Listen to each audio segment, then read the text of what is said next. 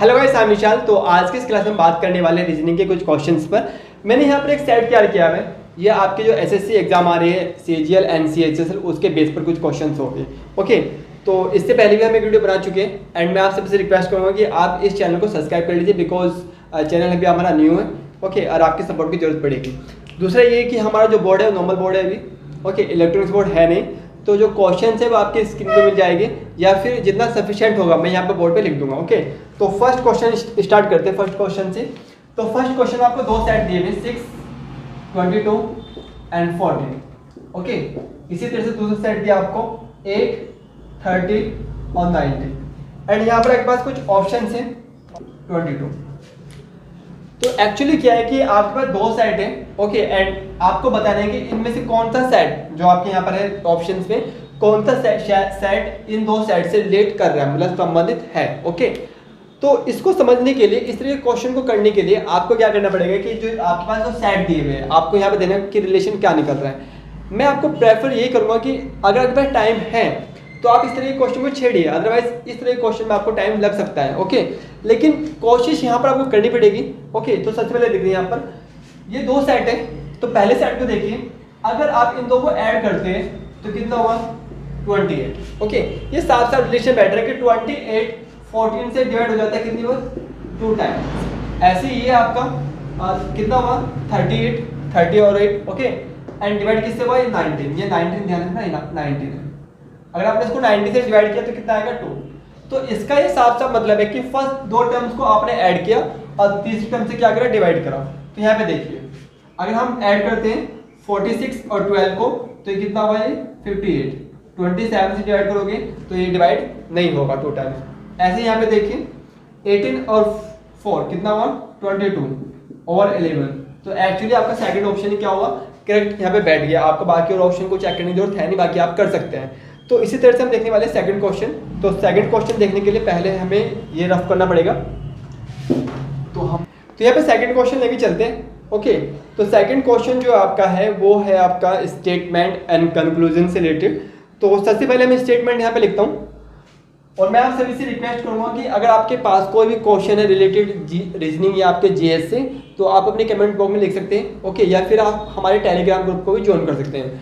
Telegram जो group है वो आपका सेम नेम से एम्पलीट्यूड एजू हब के नाम से। ओके, तो स्टेटमेंट आपके यहाँ पर है। तो आप गौर से देखिए जो सेकंड क्वेश्चन आपका वो कंक्लूजन और स्टेटमेंट से रिलेटेड है। तो इस तरह के क्वेश्चन को करने का बहुत सिंपल तरीका है कि सबसे पहले आप स्टेटमेंट को पढ़िए। ओके, कंक्लूजन को देखिए मत। तो सबसे पहले स्टेटमेंट क्या है, सम फ्रूट्स आर फ्लावर, मतलब कुछ फ्रूट जो है क्या फ्लावर्स है। तो यहाँ पे देखिए, तो ये हमने माने फ्रूट है और ये क्या है फ्लावर। तो हमने माने फ्लावर्स है FL और FR क्या फ्रूट्स। तो कुछ फ्रूट्स क्या फ्लावर्स है, ये दिया आपका। तो कुछ फ्लावर्स फ्रूट्स है और कुछ फ्रूट्स क्या फ्लावर्स है। ओके, अब अगला देखिए सेकंड स्टेटमेंट क्या बोल रहा है, नो फ्लावर इज बोट, मतलब बोट और फ्लावर के बीच में कोई रिलेशन है नहीं। तो यहाँ पे देखिए, सपोज कीजिए ये आपका क्या है फ्लावर है FL और ये आपका क्या बोट। Okay, boat. तो बोट और फ्लावर के बीच में कोई रिलेशन है नहीं, तो वो क्या रहेगा अलग अलग रहेगा। तो पहला स्टेटमेंट और ये आपका दूसरा स्टेटमेंट। तीसरा स्टेटमेंट पढ़िए, ऑल बोट्स आर रिवर्स, मतलब जितनी भी बोट्स है वो क्या रिवर्स है। तो सपोज कीजिए ये क्या आपका रिवर है। ओके, और रिवर के अंदर कौन आएगा बोट, क्योंकि सारी बोट क्या है रिवर है। ओके, तो सब बोट क्या है रिवर है। आप देख सकते हैं कि सभी बोट किसके अंदर है रिवर के अंदर। तो सभी बोट क्या रिवर है। ये आपका क्या है थर्ड कंक्लूजन। तो फर्स्ट कंक्लूजन पढ़िए, सम फ्रूट्स आर रिवर्स, कुछ फ्रूट्स क्या है रिवर्स है।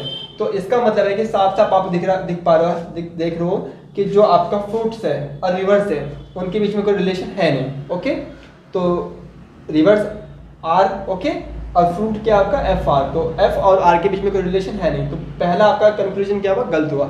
इसी तरह से देखिए second, some rivers are boat, तो कुछ रिवर क्या है बोट्स हैं। ऑफ कोर्स रिवर तो बहुत सारी है, अब बोट क्या कम है, तो कुछ रिवर बोट है। तो मतलब ये आपका क्या है ठीक है। अगला देखिए, सम रिवर्स आर फ्रूट, तो रिवर दोबारा से इसने उसका उल्टा दे दिया। ओके, रिवर यहाँ पर और फ्रूट यहाँ पर, तो इसका मतलब है कि थर्ड भी कंक्लूजन में आएगा नहीं। अब यहाँ पे देखिए, सम फ्लावर्स आर फ्रूट, मतलब कुछ फ्लावर्स क्या फ्रूट है। तो कुछ फ्लावर्स क्या फ्रूट है, यहाँ पे देखिए ये फ्लावर्स भी है और फ्रूट का भी है सेक्शन, तो ये फ्लावर भी है और आपका क्या फ्रूट भी है, तो यस कुछ फ्लावर क्या है फ्रूट है। तो इसका मतलब है कि जो सेकंड कंक्लूजन एंड जो फोर्थ कंक्लूजन है वो क्या है ठीक है। तो आप अपने ऑप्शन देख सकते हैं। ओके, ये आपका क्वेश्चन जो है यूपीपीसीएस के अंदर पूछा गया था, आई थिंक 2023 के क्वेश्चन या 2021 के क्वेश्चन। ओके, ये देखना पड़ेगा, लेकिन उससे कोई मतलब नहीं बैठता। आपका ध्यान है कि यूपीपीसीएस के अंदर ये क्वेश्चन पूछा गया है।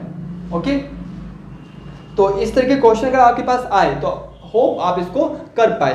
तो जो सेकंड क्वेश्चन है वो कैलेंडर से रिलेटेड है, और यहाँ पे जो क्वेश्चन जो है कैलेंडर से वो काफ़ी इंपॉर्टेंट है और काफ़ी अच्छा भी है।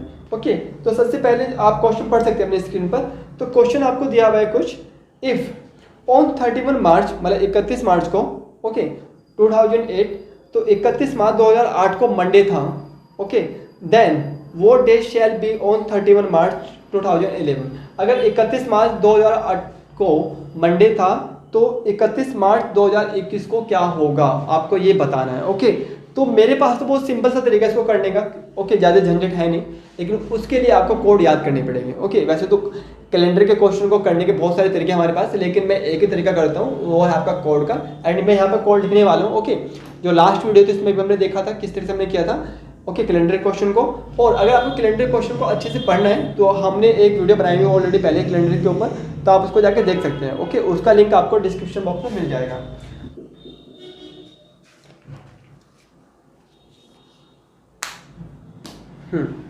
तो आप देख सकते हैं यहाँ पे मैंने क्वेश्चन लिख दिया है, एंड क्वेश्चन को थोड़ा सिंपल भाषा में मैंने लिखा है यहाँ पे। तो क्या लिखा है कि 31 मार्च को 2008 को क्या था, मंडे था। तो आपको बताना है कि 31 मार्च 2011 को क्या होगा। ओके, तो इसको सोल्व करने के लिए आपके पास ये तरीका है। तो यहाँ पे क्या है, ये मंथ के कोड है, किसके, मंथ के। तो ध्यान है कि मंथ के कोड है, और ये आपका रिमाइंडर, अगर रिमाइंडर 100 बचता है तो 5, 200 बचता है तो 3, और 300 बचता है तो 1, और 0 रिमाइंडर बचता है तो 0। ओके, अभी बताऊंगा रिमाइंडर का चक्कर क्या है यहाँ पर। ओके, और मंथ को कैसे यूज करना है, यहाँ पे देखिए। तो सबसे पहले मैं यहाँ पे देख लेता हूँ क्या वाकई में 31 मार्च 2008 को मंडे था या नहीं था। ओके, तो 31 मार्च, इनको आप अलग से लिख लीजिए, 2008 को आपको ब्रेक करना पड़ेगा। ओके, ब्रेक ऐसे करना है कि सेंचुरी प्लस और आपके जो लास्ट ईयर्स हैं उनको लिखना है। तो सेंचुरी कितना हुआ, 2000 प्लस 8, तो 2008 बन गया। ओके, अब क्या करना है कि जो सेंचुरी है, सेंचुरी यहाँ पर क्या है 2000, तो जो सेंचुरी होगा, सेंचुरी में 2000 हो, 1900 हो, 1800, 2100, 2200, जैसे कि अभी हमारा क्या चल रहा है, ये तो 2023 चल रहा है। सपोज करो कि आप 2123 में हैं। ओके, तो सेंचुरी क्या होगी 2100 प्लस 23, इसी का ध्यान रखिए। ये सपोज करो कि आपको 1917 का देखना है, तो ये क्या हुआ 1900 प्लस 17। ओके, तो इस तरह से आपको ये डिवाइड करना है।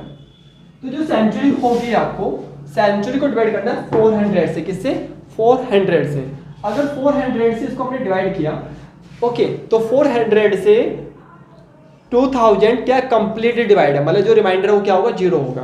तो इसका मतलब है कि 2000 को अगर 400 से डिवाइड करते हो तो रिमाइंडर क्या बचता है, 0। ये क्या है, रिमाइंडर। ओके, और जब रिमाइंडर 0 होगा तो उसकी वैल्यू क्या होगी, 0 होगी। अगर रिमाइंडर कितना बचता है 300, तो वैल्यू क्या होती है 1, 200 बचती है तो 3, और 100 बचता है तो 5। ओके, तो यहाँ पे देखिए, तो जो मंथ है मतलब डे जो है उसको ऐसे कैसे लिख लीजिए 31।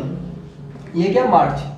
आप यहाँ पे देखिए, मार्च, ये जनवरी, अक्टूबर, फरवरी, मार्च, नवंबर, अप्रैल, जून, जुलाई, सॉरी, मार्च, मई, अगस्त, जून, सितंबर और दिसंबर। तो आप यहाँ पे देख सकते हैं कि जो मार्च है, मार्च के लिए क्या कोड है 2, तो जहाँ मार्च है वहाँ पे क्या लिख दीजिए 2 लिख दीजिए। ओके, ये आपका हो गया। अब यहाँ पर आप देख पा रहे हो कि आपका जो 2000 है उसका रिमाइंडर क्या है 0, और 0 के लिए क्या होगा 0 होगा। तो ये 2000 के लिए क्या होगा 0 हो गया। अब बाद में क्या बचता है 8, तो 8 को आप ऐसे कैसे लिख दीजिए। अब क्या करना है कि जो लास्ट में बचेगा ईयर्स, चाहे वो 8 हो, 17 हो, कुछ भी हो, उसको आपको डिवाइड करना है 4 से। क्या करना है 4 से, और डिवाइड ऐसे करना है कि वो इंटीजर में रहे, मतलब कुल मिला के पूर्णांक रहे। ओके, मतलब वो आपका फ्रैक्शन में ना हो। सपोज करो यहाँ पे क्या होता है 9 होता, क्या होता है 9, मान लो ऐसा, तो 4 2 जा 8, तो केवल मैं इसको 2 तक डिवाइड करता, ना कि आगे, क्योंकि मुझे फ्रैक्शन में नहीं चाहिए। लेकिन अभी हमारे पास क्या 8 है, तो 8 तो कंप्लीटली क्या है 4 से डिवाइड है कितनी बार, 2 बार। ओके, तो 4 से डिवाइड करके जो भी आएगा वो आपको यहाँ पे लिखना है। एंड इन सभी को डिवाइड किससे करना है 7 से। ध्यान रखना है इस चीज को, 7 से डिवाइड करना है। जब आप प्रैक्टिस करोगे तो आपकी स्पीड अपने आप बन जाएगी एंड आप उसको इजीली कर पाओगे। मैं दोबारा से बता रहा हूँ, अगर यहाँ पे क्या होता है 17 होता मान लीजिए, ओके, तो आप कितनी बार डिवाइड करते हैं 4 टाइम, क्योंकि 4 4 से क्या होता है 16, ओके। 4 से आगे डिवाइड नहीं करना बिकॉज हमें इंटीजर में नहीं चाहिए। इसी तरह से ध्यान रखिए कि जो आपका फ्रैक्शन है, फ्रैक्शन में नहीं चाहिए, तो फ्रैक्शन में वैल्यू नहीं चाहिए, इसलिए हमने कहाँ डिवाइड किया 4 तक किया। ये क्या था 8, तो 8 तो अपने आप 2 से डिवाइड है, तो सिंपल हमें क्या लिख दिया 2 लिख दिया यहाँ पर, ओके। तो जो लास्ट का ईयर होगा उसको क्या करना 4 से डिवाइड करना है, ओके। और ऐसे डिवाइड करना है कि इंटीजर ना आए, ओके। तो जहाँ तक डिवाइड हो सके वहाँ तक कीजिए और करने के बाद उसको यहाँ पे लिख दीजिए। इन सभी को ऐड कीजिए, तो ये क्या हुआ 10 12 और ये क्या 31, तो 3 4, ओके। अब 7 से डिवाइड कीजिए, तो 7 6 जा 42, तो रिमाइंडर क्या बचा 1, तो 1 क्या है रिमाइंडर है, ओके। तो 1 रिमाइंडर है। और आपको याद रखना होगा जो मंथ है, मंथ तो आपको हो गया, सॉरी मंथ तो हो गया, जो डे है, ओके, डे कहाँ से स्टार्ट होगा आपका संडे, मंडे, इस तरह से। तो संडे के लिए 0 कोड होता है एंड इसी तरह से करते करते जो आपका सैटरडे है उसका कोड क्या होता है 6, तो जो मंडे का कोड है वो क्या बैठेगा 1, तो इसका मतलब है कि पक्का 31 मार्च को क्या था मंडे ही था, ओके। तो ये फिक्स हो गया, ओके। अगर सपोज कीजिए यहाँ पे कोड क्या होता 2 होता, मान लो ऐसा, तो इसका ये मतलब था कि 31 मार्च को क्या होता है ट्यूसडे, और जो आपकी क्वेश्चन है उसमें एक दिन घटा रखा है, क्या कर रखा है एक दिन घटा रखा है, तो हम क्या करते हैं कि इसका जो डे होता हमारे जो हिसाब से निकलता है उसमें क्या करते हैं एक दिन घटा देते, ओके। तो लेकिन ऐसा है नहीं, आपका कोड क्या बन रहा है 1 ही बन रहा है, ओके। तो इसका 1 का मतलब है कि मंडे ही है 31 मार्च को, ओके।